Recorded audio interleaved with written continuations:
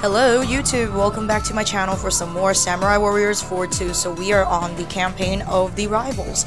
So previously we have met up with our rival and this is our battle together in Odawara, conquering Odawara, the first time we worked together. So let's see what happens, people.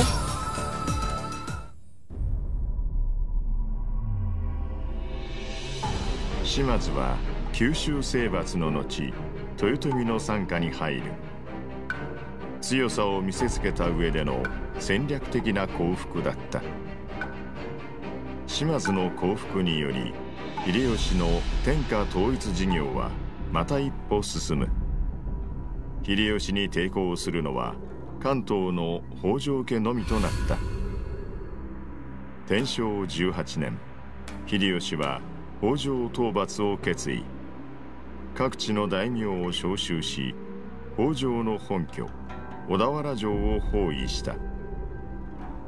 包囲軍には島津義弘、豊久、そして九州で島津と死闘を演じた井伊直政の姿もあった。豊久と直政、時代を担う若き将生が小田原を舞台に火花を散らし、功争いを繰り広げる。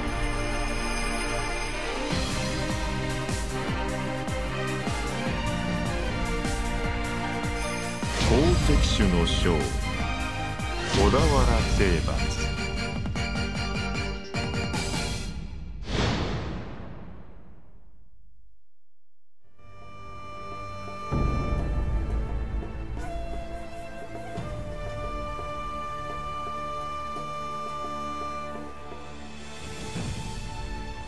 さて、家康殿、北条平氏の地は関東を頼みましたぞ。受けたまわった。利家、お前はこれからもわしと一緒に天下支えてくれ。おう、任せとけ秀吉。さあ、天下統一総仕上げじゃ。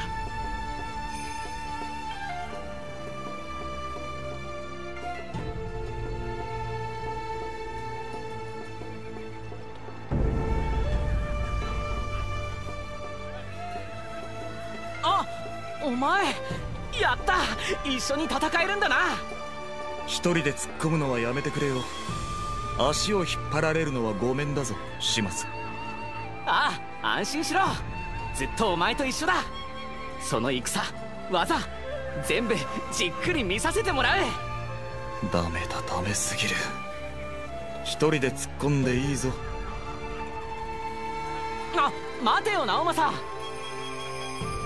あれはいい直政。あの小アッパも小田原に来ていたのか。叔父上、俺ももう戦場に行きます。あいつについていかなきゃ。豊久、ついに好敵手を見つけたか。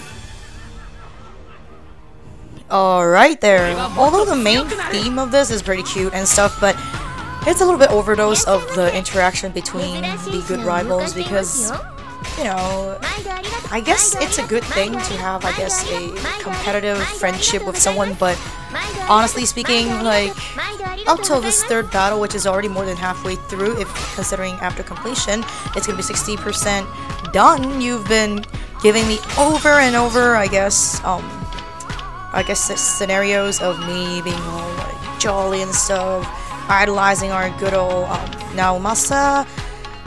Maybe for, I guess, the characteristic or attributes of the character wise, you didn't really like put enough effort in, I guess, making Toyohisa stand out. But then again, if you consider that Toyohisa is a pretty much simple-minded, little bit naive, but very energetic and straightforward, outgoing little kid that is willing to do what is the best for, I guess, the Shimazu family, then everything really just makes sense. Coming back though, I like how, because he is a strength character, so to him, he actually gets to unlock the monetary as well as the dexterity skills first. But obviously, even prior to unlocking all the, I guess, speed ups and dexterity ups, he's already pretty speedy for a big fella with a weapon that is the size of his body. So this is I think the first battle that we could actually choose other characters to fight alongside the main characters of this campaign. But you know, I've already like started off with, I guess, the Shimazu family, like a duel. So I'm just gonna proceed further with Yoshihiro and Toyohisa. Sorry about that. So obviously, up till this point, I guess the battle didn't really different except for the first one, facing up against Tachibana. But then afterwards, it's almost like I guess a flip over from what we've done previously. But then again, a lot of the other campaigns were like that, and it didn't make me lose the experience. Just, I guess, the scenarios and introductions prior to, I guess, this preparation section could have been a little bit more about, I guess, the in-depth character analysis. But then again, I guess, like I've just stated few minutes, 30 seconds ago, I don't know. I think Toyohisa is fine being described this way and behaving this way, but it's a little bit overly simplified, I think. But all in all, up to this point, there isn't really a chapter I find it like not well done. There might be a little over repetition of many battles, but then again, you're playing on the different sides, so the triggering events as well as the cutscenes, or possibly, I guess, the dialogues between each character differs. I don't know if you noticed the differences, because I don't know how many of my viewers actually could read Japanese, and because I have received several, I guess, suggestions from my lovely viewers that the game actually have way bigger volume over my voice, so I decided to like post-edit the game volume during the section when we start to battle. So I'm not sure if that would affect you guys hearing the conversation, because after I rendered it, I listened to myself when I'm like, I guess, I just obviously tangibly louder than my game audio, so you might miss out what they're talking about. But frankly though, they actually have subtitles, so sorry, just had a really spicy dinner and my throat is dying. So yeah, continuation to the game though. Yeah, this is a little bit like a deja vu, because I finished the final battle of, I guess, the Wiseman's chapter just an hour and two ago, so it felt like a big deja vu, because we're still on the same side of the, I guess, intruder. So the only difference is the conversation is going to be completely different, because we're on behalf of Shimazu, as well as, I guess, Shimazu, if you want to like judge it from a negative perspective, they're a big show-off. Like, no, we are vicious, we are violent, but we are also like great warriors. And speaking of which, that little cutscene just now is just the famous event in Odawara Siege, the One Night City. I don't know how they translate it into English, but what it means is Hideyoshi literally knows that Odawara City is ready for full-fledged resistance. First of all, he wants to show off to Ujiyasu that actually you should really surrender yourself, because you cannot like be up against me. I have so many materials, so many resources, so many, I guess, manpower on my side. I could even build a city in one night, so it's called the One Night City. And secondly, obviously, if you judge it from the perspective of Kanbei, he doesn't want people to actually suffer or die from a battle. So he would want to also support the notion of doing this like One Night City in order to, I guess, just like, I don't know, just buff against our Ujiyasu there, telling him that, hey, you know, you can't beat us. For the sake of your people, just stop fighting against us. But then again, what is the real intention? Maybe the show-off proportion is a little bit big, because Hideyoshi is famous for, after coming up to power, he's pretty much a flamingo type of guy. Like, he is flamboyant. Well, he's not very extravagant, but, you know, it's just like, hey, now that I am no longer the, I guess, ghetto person I am before, I'm just kind of gonna show off. But, you know, basically, he's a little bit big on the things he does. Like, always on the own to show off side. But is he a big time splurger? Not really. Not, I guess, compared to Nobunaga and some other people. But I don't know. It's all in all, I guess this One Night City thing is a one of those like anecdotal evidence of his, you know, personality of being a very joyous and jokey person. So yeah, I don't know. Character commenting. I guess this is not really surprising that I've played Shimazu with like Yoshihiro before, so he didn't change a lot except for I guess the maneuvering of this character obviously got a speed increase, because back then those swing that shit would take a century. Second of all, I think his Musou skills actually became not so much for the aiming. Like he doesn't need aiming. He has like those shockwaves that we couldn't see that actually damage, I guess, a small radius of people in front of him. So all in all, that was pretty nice, I guess.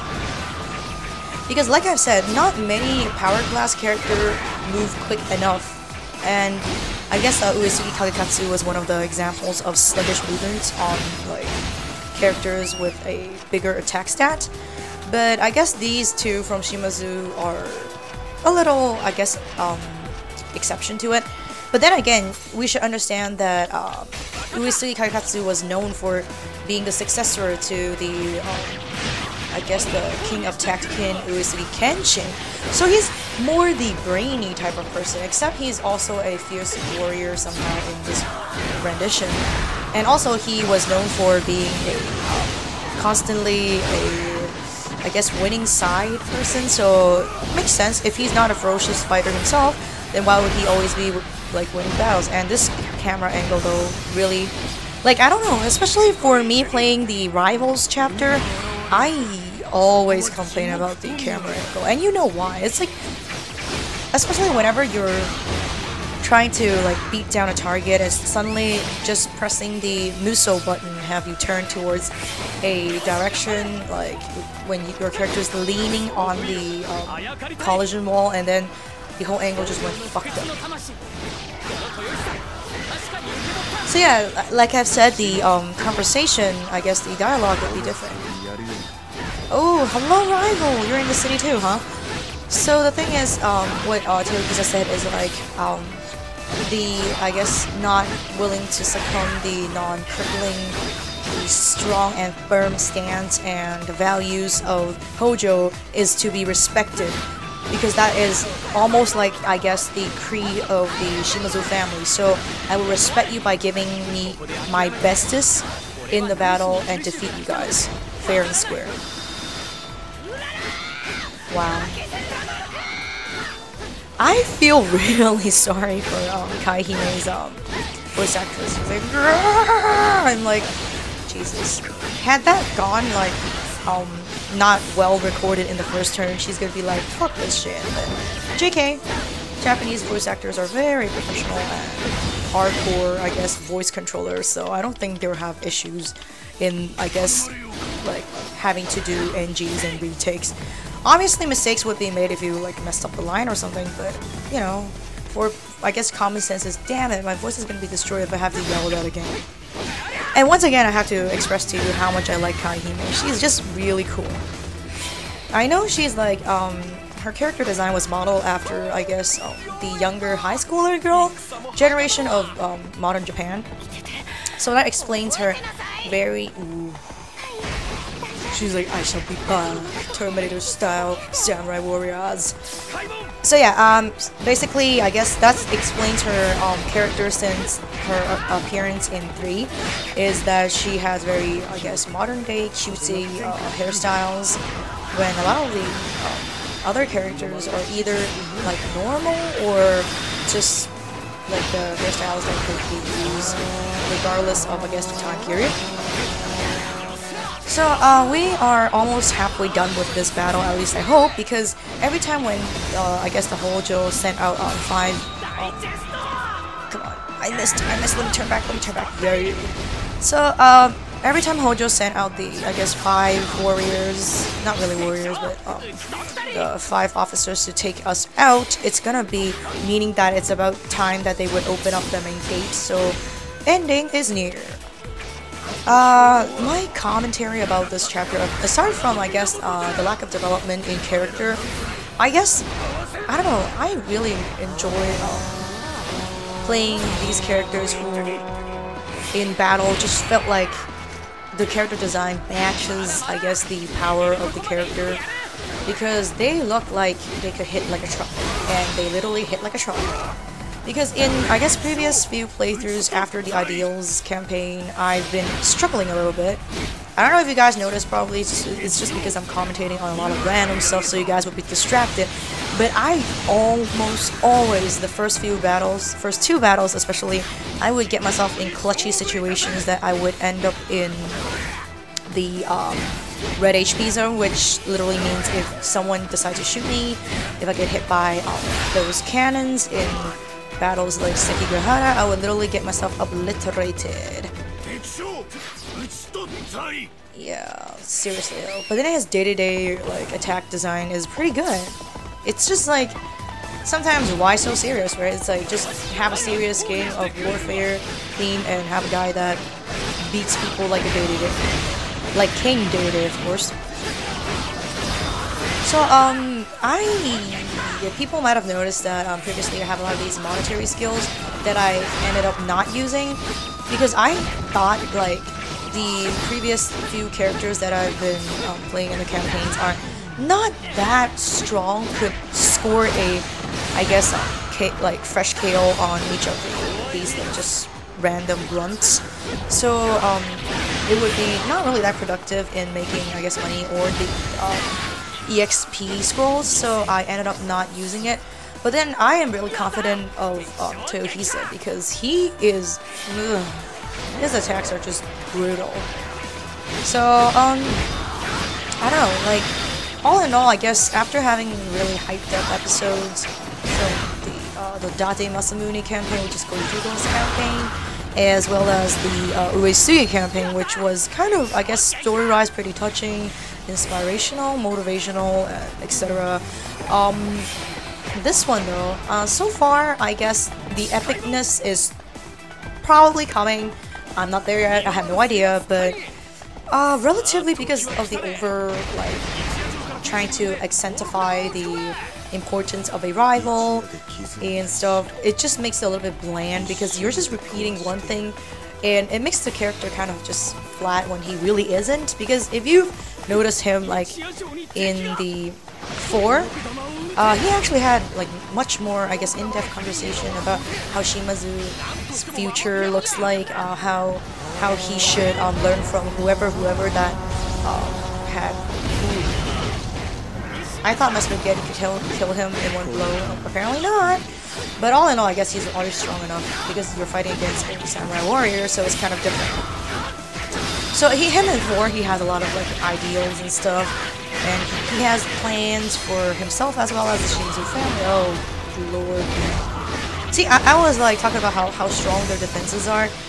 That's the proof. I took a face-on, like, full blast of his, like, Musou in my face, and I still have more than half. If I'm a female character, I'm probably, like, dead as fuck.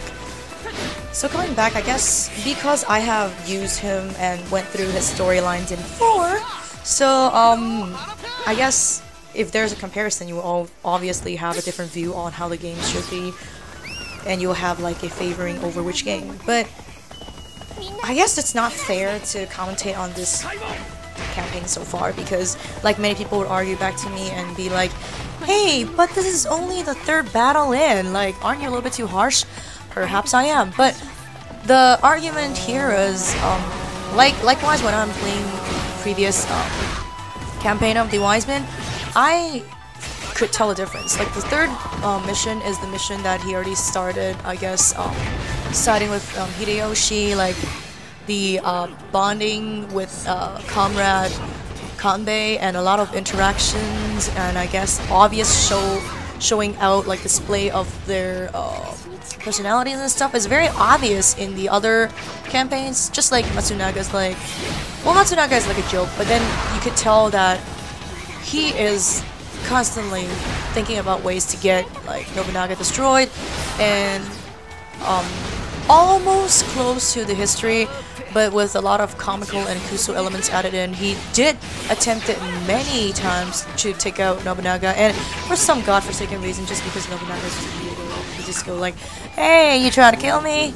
Good job, I still survived, so I'm gonna forgive you." But you know, like at least there's an obvious like few sets of traits of particular characters, but you know, I guess first of all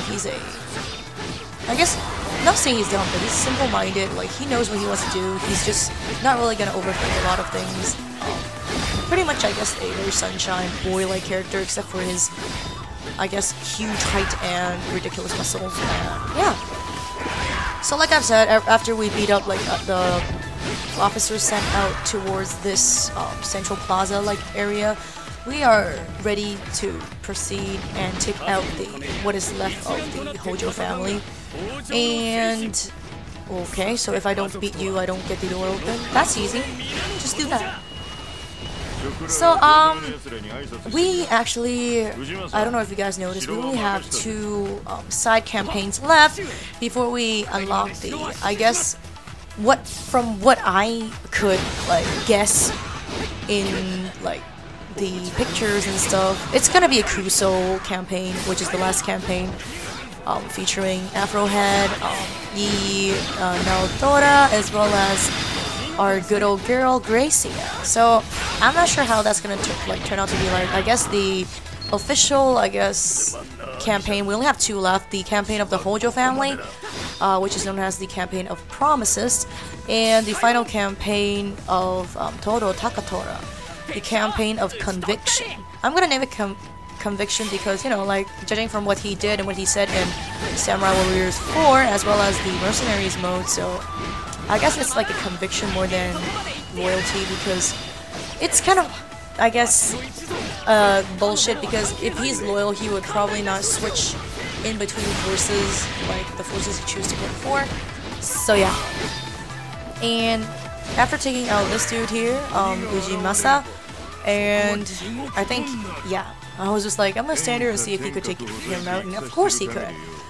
So yeah, the last up, we will have Ujiyasu finally coming back after escaping the scene for a while, and taking him out also marks the end to this playthrough of the chapter 3 of the Rivals campaign. Ooh, you see that ninja's just falling off from nowhere? Well, that's some loyalty there. He's like, boss, don't always leave me alone. The stupid kid me is gonna come with you too, because we are gonna just like, if we're going down, we're gonna go down together. Ah, it's family. But yeah. So basically, it's tempting for me to actually get 2 more weapons, but you know what? I'll just speed things up by, because I really want to get more and more campaigns done. So yeah, I'm gonna give you my delicious spaghetti. I see. Oh yeah, it's just like, because he was talking to Ujiyasu's like, oh, we're all like determined, we're blah blah blah, we're ready to make a final stand against the whole world, even if it takes out our lives, because it's the, I guess, the creed and beliefs of Hojo. And then he's like, because I have my own belief, I have my family to protect, I'm gonna show you what I guess my conviction is. So yeah.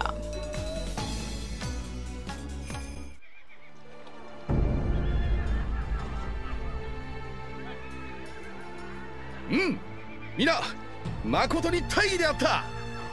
これにて天下統一、乱世は終わりじゃ。家康殿、かねてからの約定通り、この関東の地をよろしくお願いしますぞ。はは、謹んでお受けいたしましょう。家康殿、秀吉様に今後も忠義を尽くされよ。上方から離れるからといって妙な気を起こされぬよう。三成殿、あまりにも無礼な物言いですね。秀吉様の御前でなければ妙な気を起こしてますよ。俺が。なんだと？これ三成、めでてえ場を壊すでねえわ。イエス殿、直政殿、わしに免じて許してやってくれ。乱世も終わったし、俺九州に帰る。でもここでお前とお別れってのも寂しいよな。なあ、一緒に九州に来いよ。食べ物もうまいし、女の子も可愛いぞ。ダメだ、ダメすぎる。九州に行かなくてもきっと会える。戦場でな。え？秀吉様が健在なうちはまだ大丈夫だろう。だが秀吉様がいなくなったらどうなるかわからない。もしかしてまたお前と戦うってこともあるってことか？ああ。離れ離れになった友の再会が戦場か。そういう展開も燃えるよな。バカ、何嬉しそうにしてるんだ。そうならないように最善は尽くすつもりだ。じゃあな。じゃあな、直政。絶対にまた会おう。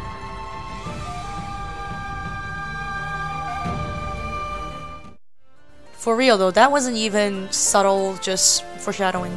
We already know from Naomasa's battle that we're gonna be ending up trying to take each other out. So I guess from the next battle, we are actually going to be facing each other off as enemies. So what's gonna happen, I don't want to know right now, but we're gonna find out in the next battle after I grab a sip of water. So thank you guys for watching, and peace.